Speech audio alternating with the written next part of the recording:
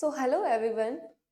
I wish last class में आपको जो मैंने समझाया था क्लास में आपको सारी चीजें अच्छे से क्लियर हो गई होंगी और जितने भी आपके डाउट्स थे अपने डोमेन को लेके जियोग्राफी को लेके वो सब क्लियर हो गए होंगे। आई विश आपने उसके पूरे नोट्स भी बना लिए होंगे, राइट? क्योंकि वो नोट्स आपके इन फ्यूचर भी आपके काम आने वाले हैं, राइट? सो आज की क्लास में जो मैं आपको सिखाने वाली हूँ वो आप पीछे देख रहे होंगे, हाउ टू चूज डोमेन। हम अपने डोमेन को कैसे चूज कर सकते हैं, राइट? सो क्लास स्टार्ट करने से पहले मैं सभी स्टूडेंट्स को बोलूंगी कि फटाफट से आप अपना पेन और पेपर निकाल लो, ताकि जो आज मैं आपको सिखाने वाली हूँ, जो आपको नॉलेज मिलने वाली है, वो आपके माइंड से निकल ना जाए। सो इसलिए फटाफट से आप अपना पेन और पेपर निकाल लो, सो देन हम आज की क्लास को स्टार्ट करेंगे। Okay, so let's start. तो चलते फर्स्ट स्लाइड की तरफ। Okay, make a list of your strong and weak chapter.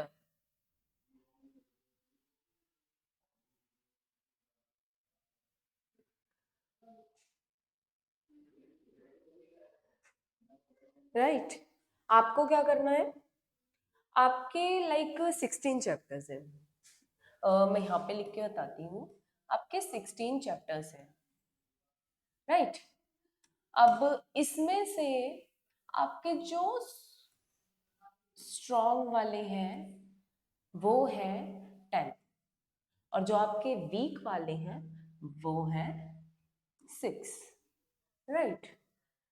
तो आपको एक माइंड में वो हो गया कि ठीक है, मेरे इतने चैप्टर जो है स्ट्रॉन्ग है। स्ट्रॉन्ग मींस मैं प्रॉपर तरीके से प्रिपेयर हूँ इन चैप्टर्स के लिए, सो इसलिए वो मेरे स्ट्रॉन्ग चैप्टर्स हैं। अब आ जाते हैं वीक चैप्टर्स पे। वीक चैप्टर कौन से हैं?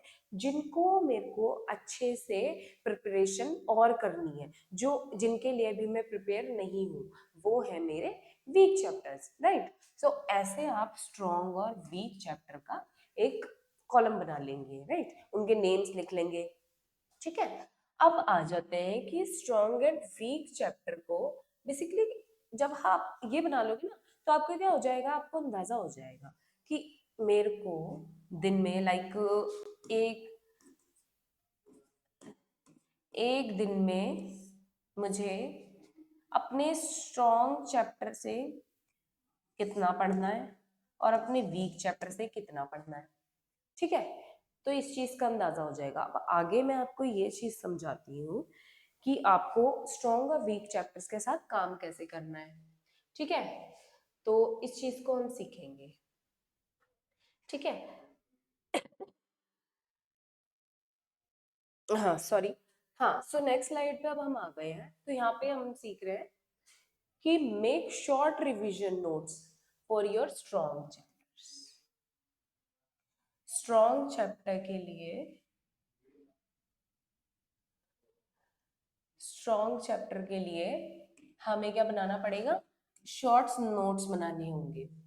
अब जो चैप्टर मेरे स्ट्रॉन्ग है, मुझे बहुत अच्छे से आते हैं, प्रिपेयर हूँ मैं पूरे उसके लिए, मुझे उसके सारे कंसेप्ट क्लियर हैं, उसके अंदर से जितने भी टेक्स्ट बुक के क्वेश्चन है मैं बहुत अच्छे से क्लियर करना जानती हूँ, उनके आंसर कर पाती हूँ। और अगर कोई इंस्टेंट क्वेश्चन मेरे से उस चैप्टर से पूछ लिया जाएगा तो मैं फटाफट से उसका आंसर कर दूंगी। तो वो है मेरे स्ट्रॉन्ग चैप्टर। अब मुझे इसका मतलब इस चैप्टर पे ज्यादा मेहनत करने की जरूरत नहीं है। अब माउंटेन्स मेरा एक चैप्टर है, माउंटेन्स फॉर एग्जाम्पल, ठीक है? माउंटेन्स है, राइट? अब माउंटेन्स के अंदर मुझे सारी चीजें बहुत अच्छे से क्लियर है, मुझे इसके कंसेप्ट क्लियर है, मुझे अपनी एनसीईआरटी की बुक से जितने भी टेक्स्ट क्वेश्चंस हैं वो सारे मुझे आते हैं। मैंने प्रिपरेशन के लिए भी सारे नोट्स बना रखे हैं और डेली में पढ़ती हूँ, सो इसलिए मैं इस चैप्टर के लिए परफेक्ट हूँ, रेडी हूँ, ठीक है? सो अब मेरा इस, लेकिन ऐसा नहीं है कि अगर मुझे ये वाला चैप्टर आता है तो मैं फिर अब इसकी पढ़ाई नहीं करूंगी, अब मैं दूसरे चैप्टर पे चली जाऊंगी, इसको मैं छोड़ दूंगी क्योंकि ये तो मुझे आता है। ऐसा नहीं करेंगे। क्या करेंगे कि इसके ना शॉर्ट नोट्स बना लेंगे, शॉर्ट नोट्स बना लेंगे इसके, ठीक है? शॉर्ट नोट कैसे हो सकते हैं आपके? जैसे किसी कंसेप्ट में से 3-4 लाइनें लिख ली फटाफट से, तो उस जैसे माउंटेन्स के अंदर अगर 10 कंसेप्ट भी है तो 10 कंसेप्ट की छोटी छोटी लाइनें बना के कंसेप्ट को क्लियर कर लिया, ठीक है। तो जो ये हमारे शॉर्ट्स नोट रेडी हो जाएंगे ना, फिर इन्हें at the end of the day revision करते समय केवल 10 से 15 मिनट लगने वाले हैं इस चैप्टर को रिवाइज करने में। बट धड़ धड़ करके पढ़ लिया तो जो माइंड में था वो माइंड में ही रहेगा, क्योंकि हम क्या करते हैं कि हम सोचते हैं ये चैप्टर तो यार मुझे आता है, तो इस चैप्टर पे फोकस ना करके जो नहीं आता ना उस पर फोकस करूं, बट ऐसा नहीं करना। ये बहुत बड़ी एक मिस्टेक है जो बहुत से स्टूडेंट्स करते हैं, बट आपको ये चीज नहीं करनी, राइट। तो आपको क्या करना है कि अपने स्ट्रॉन्ग चैप्टर को भी नहीं छोड़ना, इसकी भी डेली डेली रिवीजन करनी है शॉर्ट्स नोट्स बना के, राइट। क्योंकि जो आप एग्जाम में आपके क्वेश्चंस आएंगे ना, क्योंकि अगर आपके 16 में से 10 चैप्टर भी स्ट्रॉन्ग चैप्टर हैं आपके, तो आपके अगर क्वेश्चन आपके मान लो इसमें बोर्ड में आते हैं आपके 45 क्वेश्चंस, राइट। 45 क्वेश्चंस में से अगर 10 चैप्टर में से 30 या 35 क्वेश्चंस भी आ जाते हैं तो आप उनका आंसर इजीली कर पाओगे, राइट। 35 क्वेश्चंस का आंसर आप इजीली कर पाओगे, क्यों? क्योंकि वो आपके स्ट्रॉन्ग चैप्टर में से है, right. I wish strong chapter वाला पार्ट आपको क्लियर हो गया होगा, राइट। सो अब हम चलेंगे नेक्स्ट स्लाइड की तरफ, और इसके आपने नोट्स भी होपफुली बना लिए होंगे, ठीक है। अब नेक्स्ट स्लाइड है हमारी, prepare weak chapters using most important questions for that chapter. समझ में आ रहा होगा आपको कि लाइन बेसिकली क्या कहना चाहती है कि प्रिपेयर वीक चैप्टर के लिए प्रिपेयर करना है जो आपके चैप्टर के मोस्ट इंपॉर्टेंट क्वेश्चंस हैं, ठीक है। आपके चैप्टर के जो मोस्ट इंपॉर्टेंट क्वेश्चन है, जो एनसीईआरटी की आपकी बुक के अंदर ये चैप्टर है, उसके जो टेक्स्ट क्वेश्चंस हैं, राइट, उसके जितने भी क्वेश्चंस हैं वो होते हैं आपके इंपॉर्टेंट क्वेश्चन। लॉन्ग क्वेश्चंस होते हैं, शॉर्ट क्वेश्चंस होते हैं, तो वो हैं आपके important questions, right. Text book के क्वेश्चंस आना मतलब अगर टेक्स्ट बुक के अंदर से अगर मैं आपको बताऊं कि एग्जाम में कैसे आते हैं, सो एक्चुअली क्या होता है कि ये बोर्ड वाले क्या करते हैं कि जो आपके टेक्स्ट बुक के क्वेश्चन होंगे ना, आंसर सेम रहेगा लेकिन पूछने का तरीका थोड़ा सा अलग कर देंगे, राइट। क्वेश्चन का आंसर सेम रहेगा बट पूछने का तरीका वो लोग थोड़ा सा अलग कर देंगे, राइट। क्वेश्चन सेम ही होता है। तो जो एनसीईआरटी की बुक के अंदर चैप्टर में क्वेश्चंस हैं, तो आपको क्या करना है, अपने वीक चैप्टर में से आपको इन क्वेश्चंस को सॉल्व करना सीखो। ये कैसे सॉल्व करने हैं, चैप्टर के अंदर ही उनके आंसर्स होते हैं, ठीक है। चैप्टर के अंदर ही उनके आंसर्स होते हैं, तो उनको सॉल्व करना, उनके क्वेश्चंस का आंसर करना फटाफट से सीख लो और उनको लिखते जाओ, अपने नोट्स बनाते जाओ, ठीक है। उनके नोट्स बनाते जाओ डेली पर्पस पे। अब जैसे मान लो आपने एक दिन तसल्ली से बैठ के 2 घंटे दे दिए, अपना एक वीक चैप्टर के जितने भी क्वेश्चन थे सब सॉल्व कर लिए और उनके आंसर लिख लिए, ठीक है। अब आपको नेक्स्ट डे क्या कर सकते हो, नेक्स्ट डे उसी को प्रिपेयर करो, जो आंसर किया था उसी को प्रिपेयर करो। नहीं फिर उसके बाद नेक्स्ट डे दोबारा से वही मत रीड करो, फिर क्या कर सकते हो कि आप दोबारा से इस एनसीईआरटी के ये जो क्वेश्चंस थे, इन क्वेश्चंस का आंसर दोबारा से ढूंढो। अब आप देखो कि ढूंढने में कितना समय लग रहा है और आप अच्छे से उसको क्लियर कर पा रहे हो या नहीं, या फिर किसी और तरीके से आप आंसर खुद बना पा रहे हो या उसमें से ढूंढ के आप कर पा रहे हो। सो इस तरीके से आप अपने वीक चैप्टर्स को प्रिपेयर कर सकते हो, राइट। आई विश इतना आपको क्लियर हो गया होगा, क्योंकि आपके जो है सीयूईटी के अंदर, सीयूईटी में आपकी क्या करते हैं कि जो आपका डोमेन रहेगा, सीयूईटी में जो आपका डोमेन होगा जियोग्राफी, उसमें जो क्वेश्चंस होंगे, जो पूछा जाएगा वो आपकी टेक्स्ट बुक का ही रहेगा, वो रहेगा आपकी टेक्स्ट बुक का। लेकिन एक ट्विस्ट होता है, टेक्स्ट बुक के अंदर से ही रहता है सब कुछ, लेकिन एक ट्विस्ट हो जाता है कि वो लोग थोड़ा सा घुमा के पूछ लेंगे आपसे, थोड़ा सा क्वेश्चंस को घुमा के पूछ लेंगे। तो क्वेश्चन बहुत अच्छे से रीड करना आपको और ये देखना है कि ये क्वेश्चन मेरा जो है किस चैप्टर के अंदर से पूछा गया। जब आपको ये चीज क्लियर हो जाएगी ना तो आप अच्छे से आंसर कर पाओगे, राइट। आई विश इतना आपको क्लियर होगा। अब चलते हैं नेक्स्ट स्लाइड पे। Keep an analyse of the common mistakes you do in mock. Common mistakes, common mistakes doing in mock, ठीक है। तो यहाँ पे ज्यादातर स्टूडेंट्स क्या करते हैं कि जैसे मान लो आपका एक टेस्ट है, आपका मॉक है, राइट।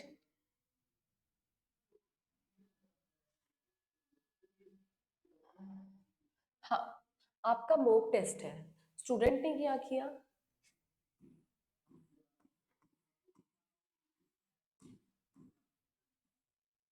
स्टूडेंट ने क्या करा कि मॉक की तैयारी उसने टेक्स्ट बुक्स में से कर ली, स्टडी करके आ गए, अच्छे से प्रिपेयर कर लिया और मॉक में आंसर कर दिया। बट क्या करा स्टूडेंट ने, स्टूडेंट ना रिवाइज नहीं करके आया, स्टूडेंट ने अपनी रिवीजन अच्छे से नहीं की, रिवीजन, ठीक है, उसने रिवीजन नहीं की। तो मॉक में क्या हुआ, मॉक में क्वेश्चन थोड़ा सा घुमा के पूछ लिया, ठीक है, पूछा आपकी टेक्स्ट बुक में से ही गया, लेकिन थोड़ा सा क्वेश्चन ट्रिकी करके थोड़ा सा घुमा के पूछ लिया, तो स्टूडेंट वहां पे फंस गया। क्यों? क्योंकि उसने रिवाइज ही नहीं किया चैप्टर, जिस चैप्टर को वो बहुत अच्छे से प्रिपेयर करके आया है बट उसने रिवाइज नहीं किया। सो यहाँ पे क्या हुआ कि वो मॉक में अच्छा परफॉर्म नहीं कर पाया क्योंकि उसने प्रिपरेशन की ही नहीं, ठीक है। तो स्टूडेंट एक और क्या मिस्टेक करते हैं कि यहाँ पे आपको पता है क्या करना चाहिए, अगर आपका जैसे मॉक है, मेरा मॉक है कल, ठीक है, तो मैं क्या करूंगी कि एक दिन पहले रात को जितना भी मैंने प्रिपेयर किया हुआ है रिवीजन करूंगी सारा बहुत अच्छे से कि चैप्टर में से कैसे पूछा गया है, कैसे क्वेश्चंस घुमा के भी आ सकते हैं, राइट, और घुमा के क्वेश्चंस आते हैं मॉक के अंदर। तो आपको पता होना चाहिए कि कौन से चैप्टर में से आ रहा है, राइट। और एक और कॉमन मिस्टेक क्या हो सकती है आपकी कि स्टूडेंट क्या करते हैं कि जो भी क्वेश्चंस आते हैं मॉक के अंदर, ठीक है, मॉक के अंदर जो क्वेश्चन आते हैं वो रिपीट भी हो जाते हैं। जैसे इस बार मॉक में ये पूछ लिया, सेकंड टाइम दोबारा से जब मॉक होगा तो आपसे वही क्वेश्चन पूछा जाएगा लेकिन थोड़ा सा ट्रिक के साथ, थोड़ा सा ट्रिकी करके, थोड़ा सा ट्रिकी करके पूछा जाएगा बट होता एक ही है उसका आंसर। तो आपको पता होना चाहिए कि आपसे कौन सा क्वेश्चन का आंसर पूछा जा रहा है, कौन से चैप्टर में से, क्या मुझे इसका आंसर करना है, राइट। सो आई होप आपने इसके नोट्स भी बना लिए होंगे और आपको क्लियर हो गया होगा। अब नेक्स्ट स्लाइड पे चलेंगे, हाउ आई विल स्टडी, मैं कैसे स्टडी करती थी एट द एंड, मतलब जैसे क्लास स्टार्ट होने वाली है, ओ सॉरी मेरा एग्जाम होने वाला है, एग्जाम को बचे हैं 10 डेज,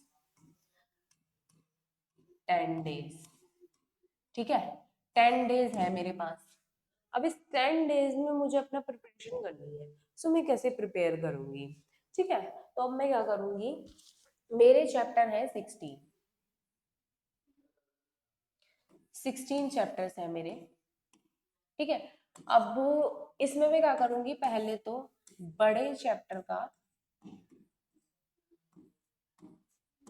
अलग से लिस्ट बना लूंगी, बड़े हैं मेरे 12 चैप्टर, ठीक है। दूसरा आ जाते हैं छोटे चैप्टर, छोटे चैप्टर हैं मेरे 4, ठीक है। अब मैं क्या करूंगी, जो बड़े मेरे चैप्टर हैं, ठीक है, पहले तो उनकी लिस्ट बना लूंगी, फिर मैं क्या करूंगी, जो बड़े चैप्टर हैं उन्हें एक दिन में एक कवर करूंगी, ठीक है। उसका मैं थ्योरी पढ़, पहले पूरा चैप्टर पढ़ लूंगी, फिर कंसेप्ट समझूंगी, फिर उसके क्वेश्चंस को फटाफट से सॉल्व करूंगी, देन उसके बाद में उसके जो उसका सैंपल पेपर होगा मैं उसे सॉल्व करूंगी, फिर उसके बाद जो मेरे छोटे चैप्टर हैं उन्हें मैं एक दिन में 2 चैप्टर कवर करूंगी, ठीक है। तो जो छोटे वाले हैं वो एक दिन में 2 करूंगी और बड़ा वाला एक दिन में एक करूंगी, ठीक है। और शॉर्ट्स नोट्स भी साथ साथ में बनाती चलूंगी इनके,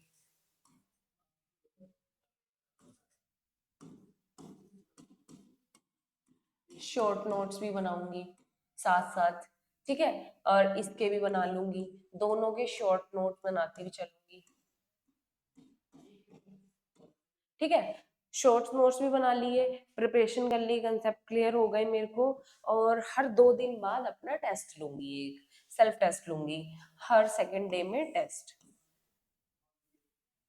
every second day, every second day test. ये मैं खुद का टेस्ट लूंगी, हर यूनिट का टेस्ट लूंगी, ऐसे करके मैं हर यूनिट का टेस्ट लूंगी, ठीक है। मैंने क्या करा, 10 डेज बचे हैं मेरे पास, 16 मेरे चैप्टर हैं, जो बड़े चैप्टर हैं वो है मेरे 12, छोटे हैं मेरे 4। तो जो बड़े वाले हैं उन्हें एक दिन में एक बनाया, एक चैप्टर कवर करा, छोटे वाले को एक दिन में 2 कवर करे, और सबके नोट्स बनाती चली मैं। एक दिन में बड़े वाले के शॉर्ट्स नोट एक चैप्टर के बनाऊंगी, क्योंकि वो बड़ा, उसमें ज्यादा कंसेप्ट है। और जो छोटा चैप्टर है उसके जो बनेंगे नोट थोड़े कम बनेंगे, क्योंकि कंसेप्ट कम है, चैप्टर छोटा है, तो एक दिन में 2 चैप्टर बना लूंगी, और हर दूसरे दिन में अपना टेस्ट लूंगी। तो ऐसे क्या होगा कि 10 डेज में मैं अपनी प्रैक्टिस को पूरा कर दूंगी, 10 डेज में मैं अपने सिलेबस को कंप्लीट कर लूंगी, ठीक है। तो इस तरीके से कई स्टूडेंट्स हैं जो फॉर द रीजन, हर स्टूडेंट के लिए नहीं बोलूंगी, फॉर द रीजन, कोई हेल्थ इश्यू हो सकता है, कोई फैमिली इश्यू हो सकता है, तो उस वजह से कई बार स्टूडेंट्स नहीं टाइम दे पाते उतना, ठीक है। तो वो क्या करते हैं, एट द एंड भी इस तरीके से अपनी प्रिपरेशन कर सकते हैं, ठीक है। तो ऐसे मैं स्टडी करती थी, at the end of that मतलब मेरे पास टाइम नहीं बचा, अब मैं कैसे तैयारी करूं, मतलब फॉर द रीजन कई बार ऐसा हो जाता है, हेल्थ इशू हो जाता है कोई भी रीजन बन जाता है जो हम नहीं कर पाते, बट उस टाइम भी हम कर सकते हैं बहुत अच्छा परफॉर्म इस फॉर्मेट में, ठीक है। सो आई विश आपको आज की क्लास में बहुत अच्छे से समझ में आया होगा, और मैंने आपको बहुत अच्छे से कवर करवाया है कि डोमेन कैसे चूज किया जाता है, डोमेन के लिए कैसे प्रिपरेशन करनी है, एंड सारी चीजें बहुत अच्छे से कवर की हैं। आई विश आपको क्लियर भी हुआ होगा, और सारे नोट्स आपने साथ साथ बनाए भी होंगे।